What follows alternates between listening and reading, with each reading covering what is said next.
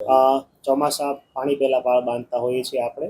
એ અનુસંધાને મચ્છરજન્ય રોગચાળો વકરે એ પહેલાં જ માન્ય સ્ટેન્ડિંગ ચેરમેન સાહેબની સૂચના અનુસાર હાલ જે છે વન ડે વન વોર્ડ, એટલે કે એક દિવસમાં એક વોર્ડ છે, એમાં જે સંભવિત અથવા જે મોસ્કીટો ડેન્સિટી વધારે પડતી એવા વિસ્તારોની અંદર સઘન છે એ ફોગિંગ, આઉટડોર ફોગિંગની કામગીરી છે કરવામાં આવશે. આ ઉપરાંત આ ડેન્ગ્યુના કેસીસ અથવા મેલેરિયાના કેસીસ આવે તો એની આજુબાજુ આપણે જે નિયમ અનુસાર જે ગાઈડલાઇન જે ફોગિંગ કરતા હોય એ કરીએ છીએ, પરંતુ એડિશનલ તકેદારીના ભાગરૂપે હાલ જે છે આપણે રેડ એરિયા છે એ નોટિફાઈ કર્યા છે કે જ્યાં સંભવિત કેસો છે સંખ્યા વધારે હોય. આ ઉપરાંત જ્યાંથી ફરિયાદો વધારે આવતી હોય, મોસ્કીટો ડેન્સિટી વધારે હોય એવા વિસ્તારોમાં આપણે હાલ જે ફોગિંગની કામગીરી વન ડે વન વોર્ડ અન્વયે શરૂ કરી છે. આ તમામ વોર્ડ છે એમાં આપણા છૂટાછવાયા ડેન્ગ્યુના કેસીસ અને મેલેરિયાના કેસીસ નોંધાતા હોય છે.